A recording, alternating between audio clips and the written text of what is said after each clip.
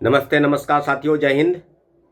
बिहार विधानसभा चुनाव 2025 जिसका जनादेश मिला है और आपने देखा होगा कि जिस प्रकार से कल मैंडेट मिला कि बिहार में पुनः एनडीए की सरकार 25 से 30 नीतीश कुमार की सरकार, मुख्यमंत्री कौन होगा ये देखने वाली बात होगी। क्या फिर से नीतीश कुमार ही बिहार के मुख्यमंत्री होंगे? क्योंकि बिहार में एक प्रकार से कहा जाए तो मोदी जी का मैजिक और नीतीश कुमार का जो जन कल्याणकारी योजनाएं हैं उस पर जनता ने एक तरह से कहा जाए तो मोहर लगा दिया है। क्योंकि जिस प्रकार से चीज़ें बदल रही थी, चीज़ें अलग अलग तरीके से दिखाई जा रही थी, राजनीतिक जो पंडित हैं अलग अलग पॉलिटिकल पार्टी के अपने अपने तरीके से एजेंडा सेट कर रहे थे। कभी वोट चोरी का मामला सामने आया, कभी एसआईआर का मामला सामने आया, कभी मामला आया रोजगार को लेकर कि हम 1 करोड़ सरकारी नौकरी और रोजगार देंगे, कभी मामला आया कि हम हर घर से एक सरकारी नौकरी देंगे। तो तमाम वादे जो है इस तरह के किए गए। कई कई योजनाओं को अमली जामा पहनाने का काम किया गया। लगभग चुनाव के थोड़े दिन पहले आशा कार्यकर्ता हो, आंगनवाड़ी सेविका हो, महिलाओं को आरक्षण की नीति पर जिस प्रकार से मुहर लगी, 35% आरक्षण सरकारी नौकरियों में, डोमिसाइल पर मुहर शिक्षक बहाली में कि डोमिसाइल नीति लागू होगा। इसके साथ साथ कई 125 यूनिट बिजली फ्री किया गया और अंत में जो है 10-10 हज़ार रुपये बिहार में महिलाओं को, लगभग 1 करोड़ से ज़्यादा महिलाओं को 10,000 रुपये भेजे गए और कहा भी गया कि हम 2 लाख रुपए और अन्य किस्तों में आपको देंगे। तो इस तरह से चीज़ें बदली गई। क्या बिहार का चुनाव क्या इसी बात को लेकर है कि सरकार जो चुनाव में जाती है, जो वादे करती है, उस पर जनता को क्या चाहिए? क्या जनता इसी बात का इंतजार करते रहती है कि हमको किस प्रकार से, क्योंकि ये जो लगातार हम देख रहे हैं एक ट्रेंड जो बदला है, उस ट्रेंड पर अगर आप खड़े उतरेंगे तो ये बात बिल्कुल सही हो गया कि अब लोगों को अब पलायन, रोजगार, नौकरी, बेरोजगारी, सुरक्षा आदि चीज़ों से मतलब नहीं है। मैं बिल्कुल उस मैंडेट का सम्मान करता हूं कि बिहार में फिर से एनडीए की सरकार बनी है, लेकिन मैं उस बात की भी आलोचना करना चाहता हूं क्योंकि जब हम चुनाव में जाते हैं तो अपने बच्चों का, बिहार का भविष्य किस प्रकार करवट लेगा, बिहार की राजनीति किस प्रकार से अलग अलग दिशा में भटकेगी, इस बात पर भी चर्चा होनी चाहिए।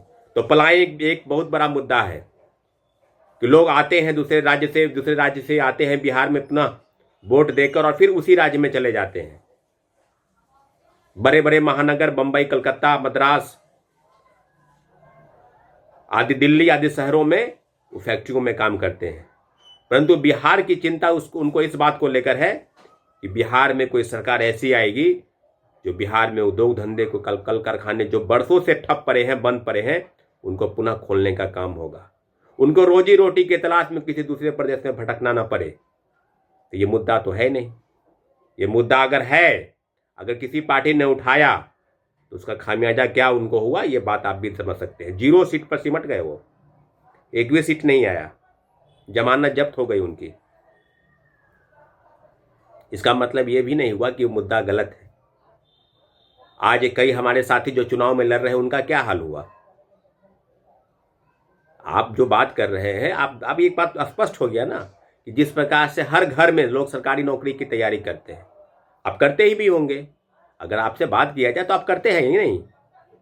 सिपाही की हो, दरोगा की हो, शिक्षक बहाली हो, बीपीएससी की हो, यूपीएससी की हो, तमाम ऐसे लोग जो बिहार में सरकारी नौकरी, अगर आप मध्यम वर्गीय परिवार के, निम्न वर्गीय परिवार से आप आते हैं तो निश्चित रूप से सरकारी नौकरी की तैयारी करते हैं। और सरकारी नौकरी में किस प्रकार से खेल चल रहा है बरसों से ही आप जानते हैं। पेपर लीक, धांधली सेटिंग, कई कई परीक्षाओं में इस तरह की चीज़ें, कोचिंग माफिया, शिक्षा माफिया का व्यापार कैसे फल फूल रहा है, इस पर भी आप बेहतर जानते हैं। तो आपको उन लोगों से मतलब नहीं है। क्या आपका ये मुद्दा है क्या? क्योंकि आप तो जाति में बटे हैं, हम लोग तो जाति में बटे हैं, हम लोग तो धर्म में बटे हैं। अपने अपने जात को देखकर वोट करना है, विकास से कहीं कोई मतलब है नहीं। ऐसे ऐसे लोग को चुनाव में जिताएंगे जो आपको इस तरह से ढोकले वादे और जिन पर कई तरह के गंभीर आरोप सिद्ध हैं, ऐसे ऐसे लोग चुनाव में जीतकर सदन में पहुंचे।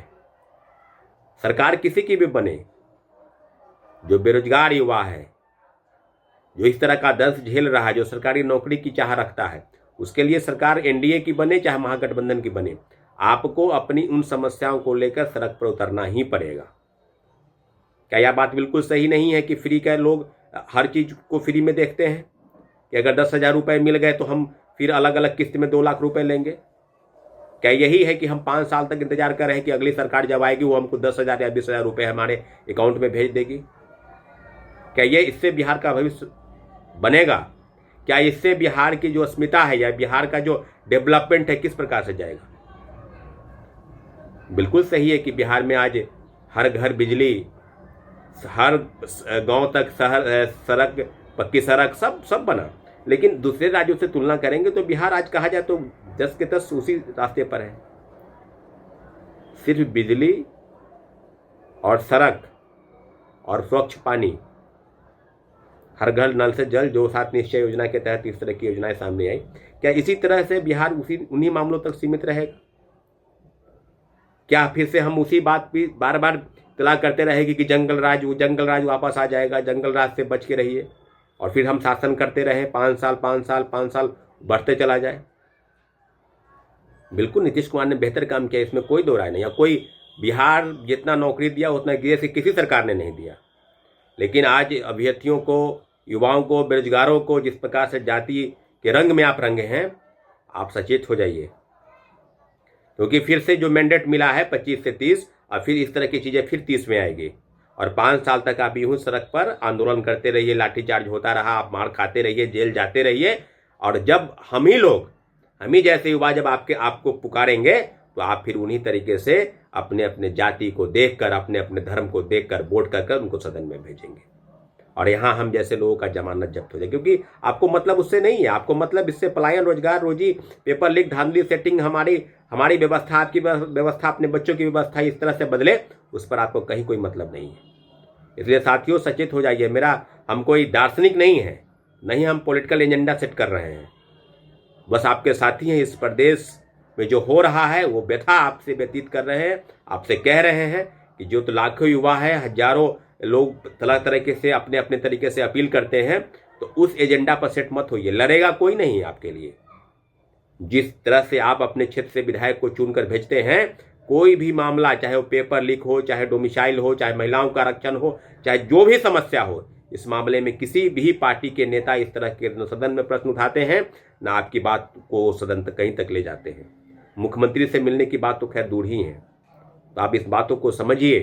कहने के लिए बहुत कुछ है, बहुत लंबा समय है, काफ़ी चीज़ें अलग अलग तरीके से लोग कह सकते हैं, लेकिन बिल्कुल स्पष्ट है कि बिहार में फ्री का जो चीज़ है, पहले भी लोग अलग अलग तरीके से वोट करते थे, मुर्गा, मीट, मछली, पैसा देकर वोट, दारू आदि चीज़ों पर, लेकिन अब जो चीज़ें हैं कि सरकार अलग तरीके से उनको पैसा देकर वोट खरीदने का काम कर रही है। आप बिल्कुल इस तरह के एजेंडा में सेट हो जाइए और अपने अपने जाति धर्म को देखकर उन लोगों को सदन में भेजिए। तो बिहार मजदूरों की फैक्ट्री थी, बिहार मजदूरों की फैक्ट्री ही रह जाएगी। यही सिद्ध होता है साथियों। आपके लिए पहले भी लड़े थे, आगे भी लड़ेंगे, लेकिन एजेंडा जो आप सेट कर रखे हैं उससे बाहर निकलिए। बहुत बहुत धन्यवाद साथियों।